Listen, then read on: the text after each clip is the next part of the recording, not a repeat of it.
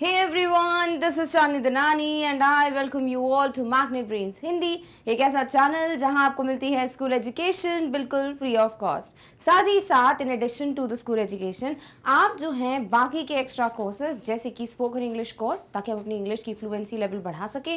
दूसरा आ जाता है ओलंपियाड और एनटीएससी जिसे पढ़कर आप अपने नॉलेज को इन्हांस कर सकते हो, यानी अपने ज्ञान को बहुत अच्छे स्तर तक ले जा सकते हो।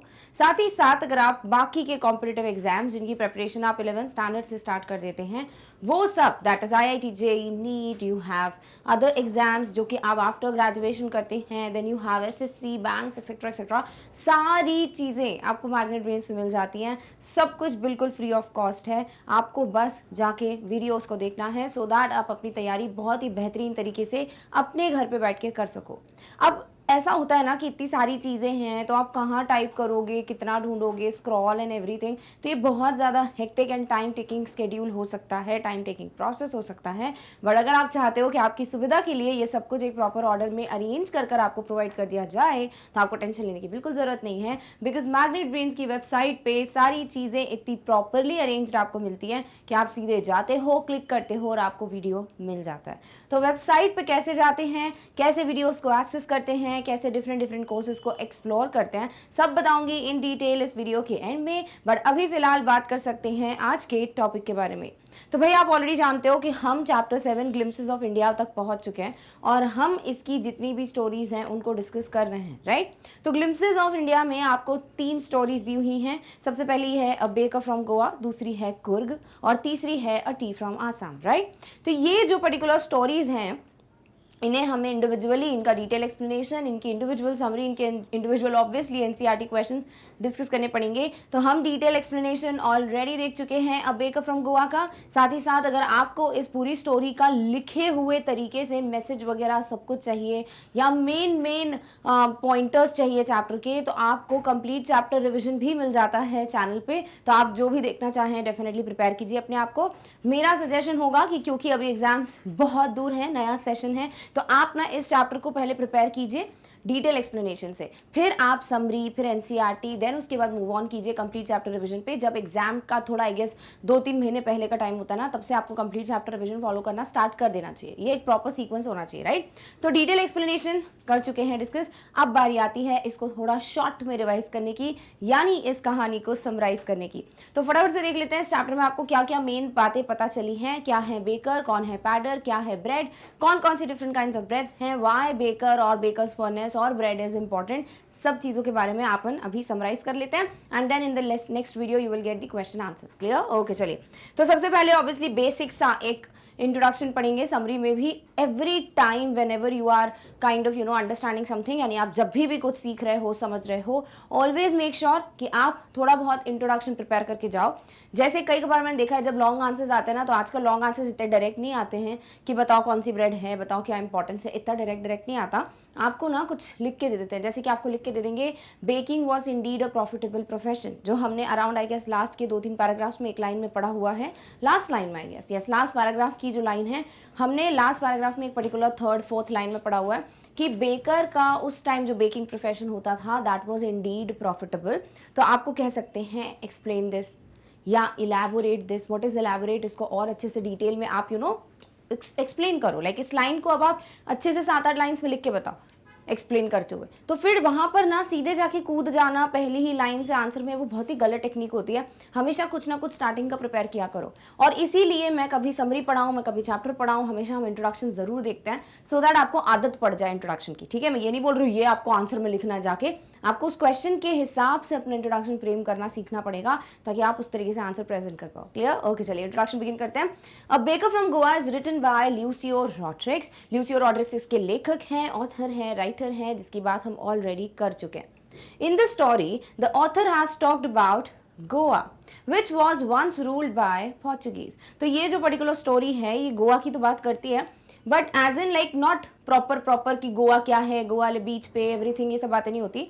आपको गोवा से रिलेटेड पोर्चुगीज की जो एक चीज है, पोर्चुगीज लोगों की जो चीज है वो है ब्रेड, उससे रिलेटेड बात की गई है। ठीक है, तो ये स्टोरी बात करती है गोवा की, जो कि एक समय पे पोर्चुगीज द्वारा रूल किया जाता था, यानी उनका शासन था यहाँ पे। Baking was a very important element and profession of Goan people.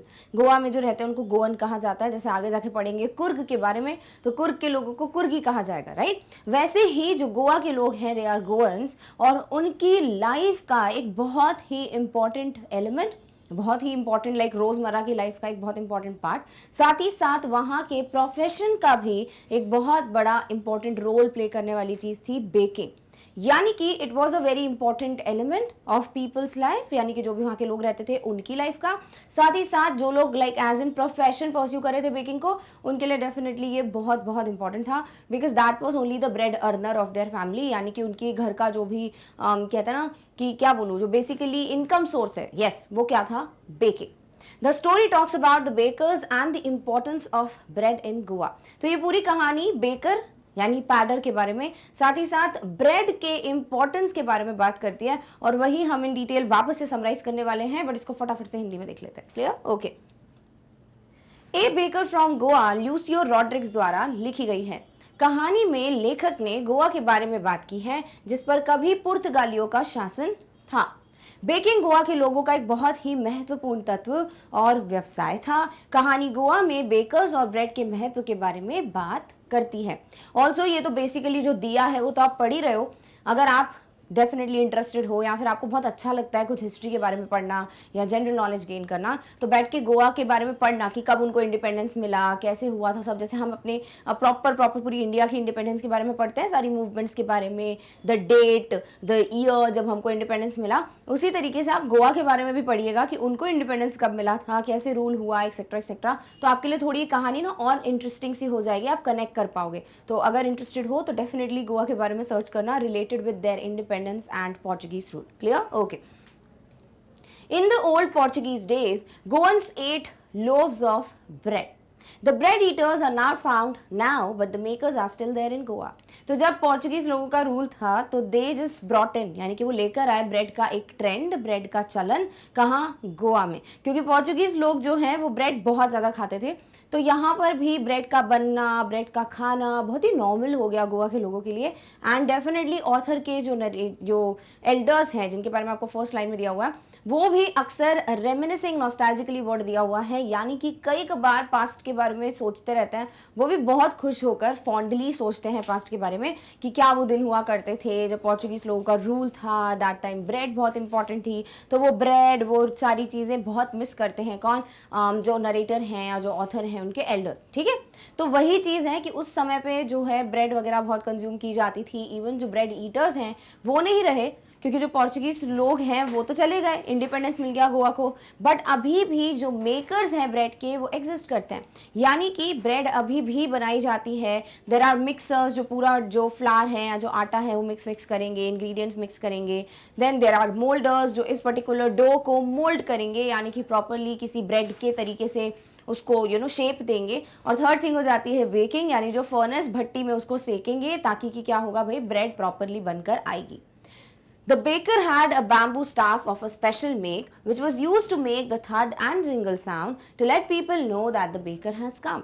अब होता क्या था कि बेकर जो है वो डेली घर में, मतलब घर के बाहर से निकलते थे ताकि वो ब्रेड सेल कर सके और जो लोग हैं वो अपने रोज के लिए ब्रेड ले सके। ठीक है, बिकॉज भले ही ब्रेड जो है वो गोवन लोगों का नहीं था as in like staple type का फूड कि वही खाते थे वो लोग, बट जब से पोर्चुगीज रूल आया डेफिनेटली ब्रेड जो है वो गोवन लोगों के लिए भी बहुत इंपॉर्टेंट चीज़ बन गई।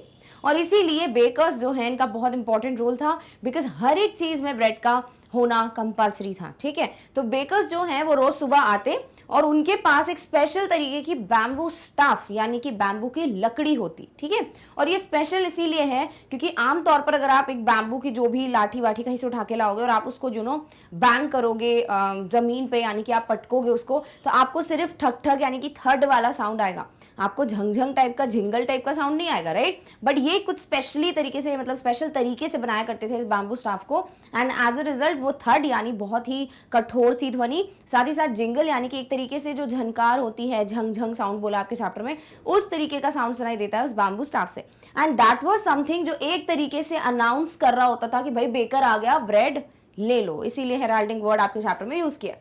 Still, people are carrying forward their ancestors' baking business, and these bakers are known as padder in Goa.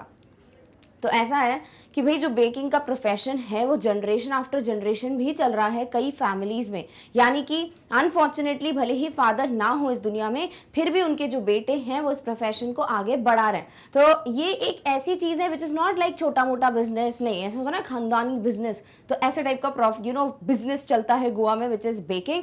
तब के टाइम पे it was very very profitable जब ऑथर छोटे थे। अभी के टाइम पे है बेकिंग बट इतना प्रॉफिटेबल नहीं है जितना उस वक्त हुआ करता था। ठीक है, तो ये बेसिकली कुछ कुछ इंपॉर्टेंट पॉइंटर्स हैं, ध्यान से समझा रही हूँ, धीरे से पढ़ा रही हूँ ताकि आप ना मिस ना करो। ठीक है, कोशिश करना कि इसके बाद सीधे जब क्वेश्चन आंसर तक पहुंचे तब तक ये चैप्टर ऑलरेडी माइंड में फीड हो चुका हो। क्लियर? ओके, चलिए बेसिक को हिंदी में पढ़ते हैं। पुराने पुर्तगाली दिनों में गोवा के लोग ब्रेड खाते थे और ब्रेड खाने वाले अब नहीं मिलते, यानी पोर्चुगीज लोग अब यहाँ नहीं रहते हैं, लेकिन बनाने वाले अभी भी गोवा में हैं। बट ब्रेड अभी भी बनाने वाले जो लोग यानी कि गोवंस जो हैं उन्होंने ही ब्रेड बनाना स्टार्ट कर दिया। भट्टियां भी वहां मौजूद हैं, जो बेकर्स फर्नेस होती है, जो भट्टी होती है वो भी आज तक मौजूद है। साथ ही साथ इसके लिए ना टाइम टेस्टेड फर्नेस ऐसा बुक में यूज किया गया। इसका मतलब समय के साथ उसमें बेकिंग की गई है और वो हमेशा सही प्रूफ हुई है फर्नेस, यानी अभी भी वो काम करती है प्रॉपरली एंड अभी भी उसके अंदर जो फायर है वो बुझी नहीं है। इसका मतलब कि अभी भी उसको यूज किया जाता है, दैट इज द फर्नेस। अभी भी का मतलब मे बी जब ऑथर ने कहानी लिखी है तब की बात है, एट प्रेजेंट हम नहीं जानते। अभी भी है ब्रेड, अगर आप कभी पढ़ो गोवा के बारे में तो आपको पता चलेगा कि अभी भी ब्रेड्स वगैरह बहुत है। कभी गए हो गोवा तो आपने देखी होगी ब्रेड्स वगैरह के मार्केट्स भी लगते हैं, बट इसके अलावा it is like, is it like that much profitable which it was seen like during those old days? No, उतना profitable नहीं है, थोड़ा गिर गया है लाइक जो प्रॉफिट वगैरह है, बट स्टिल इंडीड ये जो है bread which is very very important part of Goa. So baker के पास एक विशेष प्रकार का बांस की लाठी थी जिसकी आवाज का उपयोग लोगों को यह बताने के लिए किया जाता था कि बेकर आ गया है। तो भाई जो भी है सबको पता चल जाता था अर्ली मॉर्निंग कि बेकर आ गया है। इवन जो बच्चे हैं वो भी बिल्कुल भागते, ऐसे नींद खुल जाती उनकी कि अरे फाइनली हमको क्या मिलेगा, ब्रेड बैंगल्स, जो कि बच्चों की फेवरेट स्वीट ब्रेड होती थी। अब तक लोग अपने पूर्वजों के पाक व्यवसाय को आगे बढ़ा रहे हैं। इन बेकर्स को गोवा में पैडर के नाम से जाना जाता है। वेरी इंपॉर्टेंट, पैडर वर्ड ध्यान में रखना, बिकॉज क्या होगा ना, अभी कुछ वर्ड्स मिलेंगे आपको, कुर्ग पढ़ेंगे तो वहां कुछ शब्द मिलेंगे आपको, देन लेटर ऑन मूव करेंगे टू टी फ्रॉम आसाम तो वहां पे भी एक दो चीजें पता चलेंगी जो ऑब्वियसली इंसानों से रिलेटेड नहीं, चाय से रिलेटेड होंगी। तो प्लीज इसीलिए नाम को ध्यान में रखो। साथ ही साथ जब नोटबुक बनाई हुई अगर आपने, आई होप बनाई है, मेरी बात मानिए आपने, तो उसको हाईलाइट कर लो, ठीक है, कि ये इंपॉर्टेंट चीज हमें ध्यान में रखनी है। Done? Okay. The baker was very special for the author in his childhood. The baker used to visit twice a day. The sound of his bamboo woke the author from sleep, and he used to run to him for bread bangles. The maids used to buy loaves, but children liked sweet bread known as bread bangles. तो author या उस वक्त जितने भी बच्चे हुआ करते थे ऑथर के, जितने या उनके जो दोस्त होंगे, आसपास के बच्चे होंगे, सब के लिए बेकर बहुत ही इंपॉर्टेंट हुआ करते थे। बिकॉज ऐसा था कि रोज आ रहे हैं बेकर, रोज उन्हीं की जो ये झंझंग आवाज है उससे इनकी नींद खुलती, रोज ये लोग भाग के जाते ताकि ये ब्रेड बैंगल्स ले सके। तो इनके लिए ना ऐसा हो गया था जैसे ये दोस्तों का होता है, राइट, कि दोस्त रोज आते हैं, दोस्त जो है बचपन में आके आपको उठा देते हैं, नींद से चलना, खेलने चलते हैं। तो ये सारी चीजें एक दोस्त टाइप की होती हैं। इसीलिए ऑथर जब छोटे थे और बाकी के भी जो बच्चे हैं वहां पर, उन सब के लिए बेकर बड़े इंपॉर्टेंट थे, एक फ्रेंड थे, गाइड थे, कंपेनियन थे। क्लियर? साथ ही साथ बेकर जो है एक दिन में कितनी बार आते? 2 बार आते। वंस ही set out in the morning, यानी कि जब वो ब्रेड बेचने के लिए निकलते सुबह सुबह, और दूसरी बात जब वो ब्रेड बेचकर पूरा बास्केट खाली कर कर वापस लौट रहे होते। तो ये 2 बार है जो बेकर इनके घर के आसपास से गुजरते। और ये जो बच्चे हैं, जो ऑथर हैं और बाकी के बच्चे हैं, इनका जो बहुत ही अर्ली मॉर्निंग आते बेकर्स, तो ये तो बढ़िया सो रहे होते, तो इनकी नींद कैसे खुलती? जैसे ही बेकर अपनी बैम्बू स्टाफ यानी कि जो बांस की लाठी है उसको ऐसे झंझन तरीके से आवाज करते, बच्चों की नींद खुल जाती है। अगर भाई बेकर आ गए और ये सीधे अपने पलंग से उठते, इनकी नींद खुल जाती है और ये लोग भागते बेकर की तरफ। He used to run to him for bread bangles. तो ये बिल्कुल ऐसा नहीं था कि वो बेकर के लिए बहुत प्यार था बच्चों के मन में, या फिर लोव्स ऑफ ब्रेड के लिए प्यार था, ऐसा नहीं है। इनके दिमाग में सिर्फ एक ब्रेड छाई होती थी, वो थी ब्रेड बैंगल्स, जो कि चूड़ी के आकार की, जो हम चूड़ियां पहनते हैं, बैंगल्स पहनते हैं, उसके आकार की एक स्वीट मीठी सी ब्रेड होती है जो बच्चों को बड़ी पसंद है। तो ये लोग ना उस चीज के लिए भागते, और घर की जो भी मेड सर्वेंट होती, जैसे पैस्किन बैस्टिन टाइप का नाम दिया हुआ है आपको चैप्टर में, यानी कि जो भी सेविका होती, घर की हेल्पिंग हैंड होती, शादी वो जाके जो लोव्स ऑफ ब्रेड है वो ले लेते हैं, यानी जो फीकी सी ब्रेड है, जो बड़ा सा ब्रेड का पैकेट आएगा, पैकेट नहीं आएगा लाइक ऐसे ही देते होंगे आई होप सो तब तो ये जो ब्रेड है वो ले लेते हैं लोग, क्योंकि वो मेन होती थी फॉर द एडल्ट्स, जो घर के बड़े हैं, एल्डर्स हैं, उनके लिए होती। बाकी बच्चे जो हैं उनको इससे कोई मतलब नहीं था, उनको सिर्फ और सिर्फ क्या चाहिए होती थी, वो sweet bread which is bread bangle. Clear? Okay चलिए। बेकर बचपन में लेखक के लिए बहुत खास थे। बेकर दिन में 2 बार आता था। उसके बांस की आवाज से लेखक की नींद खुलती थी और बच्चे बेकर के पास ब्रेड बैंगल के लिए दौड़कर जाते थे। दासियां ब्रेड खरीदती थी, लेकिन बच्चों को मीठी ब्रेड ब्रेड बैंगल पसंद थी। क्योंकि लोव्स ऑफ ब्रेड को आप नॉर्मली ब्रेड ही बोलते हो, इसीलिए मैंने ब्रेड ही लिखवाया है, ठीक है। बट साथ ही साथ आपको ध्यान में रखना है लोव्स ऑफ ब्रेड क्या है। पिछले वीडियो में आपको इमेज भी दिखाई थी मैंने, वो जो बड़ा सा ब्रेड होता है जिसको कट करके पीसेस बनाए जाते हैं, वो एल्डर्स को पसंद होती, और जो बच्चे हैं उनको ब्रेड बैंगल, जिसका भी मैंने इमेज दिखाया था, बिल्कुल बकायदा बैंगल शेप की ब्रेड होती है। That is very very sweet bread. Done? Okay.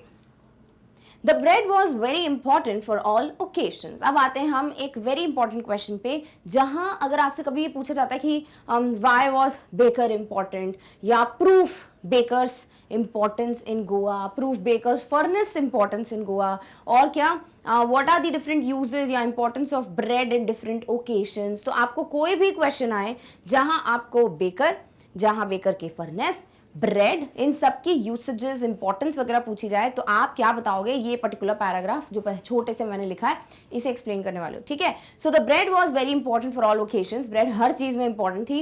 Marriage gifts were meaningless without the sweet bread called bol. यानी कि अगर शादी का उपहार है, मैरिज गिफ्ट है, तो एक ब्रेड होती है बोल, जो कि बहुत बड़ी होती है, ठीक है, सर्विंग डिश जितनी इसका साइज होता है, उतनी बड़ी ब्रेड अगर नहीं होती तो मैरिज गिफ्ट्स का कोई मतलब नहीं होता। Sandwiches were made by the mother on the occasion of her daughter's marriage. साथ ही साथ अगर किसी की एंगेजमेंट हो रही होती, तो जो भी लड़की है, जो ब्राइड है, उसकी मॉम को सैंडविच बनाना कंपलसरी होता था अपनी बेटी की सगाई के दिन, एंगेजमेंट के दिन। तो सैंडविचेस हो गया दूसरा इंपॉर्टेंट। इसके अलावा ब्रेड बैंगल्स, लोव्स वगैरह तो आपको पता ही है। Third, cakes and बोलिनास were a must for Christmas and other festivals. यानी कि अगर केक्स और बोलिनास, जो कि एक तरीके की कोकोनट कुकीज होती हैं, अगर ये क्रिसमस या बाकी के फेस्टिवल्स पे नहीं होंगी तो उनका कोई मतलब नहीं होगा। सो ये सब बताते हैं ब्रेड का इंपॉर्टेंस, ठीक है। तो आपको क्या बताना है कि भाई डेली लोव्स चाहिए होती, लोव्स ऑफ ब्रेड लोगों को, बच्चों के लिए जो ब्रेड बैंगल है वो डेली उनको चाहिए होती। साथ ही साथ मैरिज गिफ्ट्स में बोल का होना, एंगेजमेंट के दिन सैंडविच का बनना, और क्रिसमस के दिन केक्स और बोलिनास, और बाकी फेस्टिवल्स के दिन भी केक्स और बोलिनास का होना कंपलसरी है। साथ ही साथ कोई भी पार्टी हो, कोई भी फीस्ट हो, दावत हो, अगर ब्रेड नहीं है तो उसका कोई भी मतलब नहीं होता। It used to lose its महत्व यानी charm. Clear? Okay. The baker in those days wore a peculiar dress and it was known as the kabai. अभी नेक्स्ट क्वेश्चन आता है कॉस्ट्यूम पे, कपड़ों पे, ठीक है, जो अगेन कुर्ग में भी आएगा, तो कंफ्यूज मत होना वहां जाकर। तो यहाँ पे बात क्या हो रही है कि गोवा के जो पैडर्स होते हैं उनका 2 कॉस्ट्यूम बताया। एक, जब पोर्चुगीज लोगों का रूल हुआ करता, तो वो उन दिनों में, यानी those days, good old Portuguese days में, they used to wear a very peculiar, very अजीब सी, वियर्ड सी ड्रेस, और वो थी कबाई। कबाई थी क्या? It was a single piece long frock and it reached down to the knees. एक लंबी सी फ्रॉक होती, सिंगल पीस, ठीक है, और वो नीज तक होती, घुटनों तक होती। इस फ्रॉक को कबाई कहते, जो कि पैडर्स पहना करते थे। कब? पोर्चुगीज के रूल के दौरान। क्लियर है? चलिए इसी को हिंदी में पढ़ते हैं। ब्रेड सभी अवसरों के लिए बहुत महत्वपूर्ण थी। बोल नामक मीठी ब्रेड के बिना विवाह उपहार बिल्कुल निरर्थक थे। बेटी की शादी के मौके पर मां के लिए सैंडविच बनाना आवश्यक था। साथ ही साथ केक और बोलिना क्रिसमस और अन्य त्योहारों पर बहुत जरूरी थे, ठीक है। तो ये तो हो गया importance of bread, baker, bakers furnace. अब आते हैं ड्रेस पे। उन दिनों बेकर एक अजीबोगरीब पोशाक पहनते थे, इसे कबाई के नाम से जाना जाता था। यह एक लंबी फ्रॉक होती थी और यह घुटनों तक आती थी, ठीक है, एक लंबी सी फ्रॉक होती और कहां तक पहुंचती? घुटनों तक पहुंचती। तो भाई ये तो हो गया पोर्चुगीज के टाइम पे। बट जब क्या बोलते हैं ऑथर छोटे थे तब की हम बात कर लें, आई थिंक वो पॉइंट यहाँ पे मैंने नहीं बताया, ओरली बता देती हूँ कि जब ऑथर छोटे थे तब के टाइम पे बेकर का क्या कॉस्ट्यूम हुआ करता? वो शर्ट पहनते और ट्राउजर्स पहनते, बट वो ट्राउजर्स हाफ पैंट से बड़े और फुल पैंट से छोटे होते, यानी कि नीज के करीबन पहुंचते वो पैंट्स, और इसे कहा जाता क्या? एक पैडर का कॉस्ट्यूम, जब ऑथर छोटे थे। तो अगर कभी भी ऐसा कुछ कपड़े पहन के कोई जाता है ना जिसका पैंट जो है वो हाफ पैंट से बड़ा और फुल पैंट से छोटा होता, तो लोग यही कहते कि अरे ये तो देखो पैडर की तरह ड्रेस्ड अप है। क्लियर है? चलो, the baker used to write down the monthly accounts on a wall with a pencil. अब आते हैं बेकर के बिल कलेक्शन के बारे में या अकाउंट्स के बारे में। सो बेकर जो है, जो कुछ भी महीने का जिस जिस घर का उनको पैसे लेना होता ना, वो डेली क्या करते, एक वॉल, एक दीवार पर पेंसिल की मदद से मेंशन कर देते जो भी मंथली अकाउंट्स होते। He would collect them at the end of the month, और जैसे ही महीना खत्म होता ऑब्वियसली तभी पता चलेगा कि टोटल कितना ब्रेड खरीदा है किस किस घर ने, तो फिर उस हिसाब से वो एंड ऑफ द मंथ में पैसे इकट्ठे करते। Baking was a profitable profession in the old days. Definitely baking बहुत ही प्रॉफिटेबल, बहुत ही फायदेमंद प्रोफेशन था। कब? उन दिनों में। The baker and his family never starve. Proof कैसे होता है? ओपन टेस्टिमनी क्या है, खुली गवाही क्या है कि बेकर की फैमिली कभी भी भूखी नहीं रही, कभी भी उन्होंने स्टार्व नहीं किया। They were always like very happy and prosperous, बहुत ही खुश और समृद्ध रहते थे वो। तो ये एक प्रूफ है। So their plump physique showed that they were happy and were not poor. साथ ही साथ बेकर या उनकी फैमिली को अगर आप देख लें तो हमेशा ये लोग ना बहुत ही मोटू से होते हैं, यानी प्लम फिजिक होती इनकी, जिसे जैक फ्रूट, कटहल से भी कंपेयर किया गया है। तो अगर किसी की भी ऐसी प्लम फिजिक होती है तो उसे यही बोल दिया जाता है कि अरे देखो तो पैडर जैसा दिखता है। साथ ही साथ ये सब चीजें हैं जो प्रूव करती हैं कि यस, इनको प्रॉफिट तो होता था, तभी ये लोग हमेशा खुश रहते थे, बिकॉज ऑब्वियसली अल्टीमेटली आपको पैसा तो चाहिए टू बी हैप्पी, राइट। सो ये आपको दिया हुआ है एज अ प्रूफ कि हाँ, प्रॉफिटेबल बिजनेस था। क्लियर? ओके, इसी को हिंदी में देखते हैं। बेकर एक पेंसिल से दीवार पर मासिक के खातों को लिखता था और वह पूरा बिल महीने के अंत में लेता था। पुराने दिनों में बेकिंग एक लाभदायक पेशा था। डेफिनेटली ये बहुत ही प्रॉफिटेबल था। अभी के टाइम पे है क्या? ऐसा कुछ क्वेश्चंस जो है मैं आपको एक्स्ट्रा कराऊंगी कि उनको कैसे अटेम्प्ट करते हैं। अभी फिलहाल के लिए ये पॉइंट ध्यान में रखना है, ठीक है। सो बेकर और उसका परिवार कभी भूखा नहीं रहा। उनके मोटे शरीर से पता चलता कि वे खुश थे और गरीब नहीं थे। तो वो बड़े खुश थे, समृद्ध थे, बहुत ही प्रॉफिटेबल प्रोफेशन था, ये प्रूफ होता है। डन? ओके। सो इस तरीके से आपकी जो चैप्टर है उसके मेन हाइलाइट्स मैंने बता दिए आपको कि इस तरीके से समरी लिखी जाती है। यस, वो पैंट वाला पॉइंट जो है मैंने आपको ओरली बता दिया है। Hope that is very very much clear.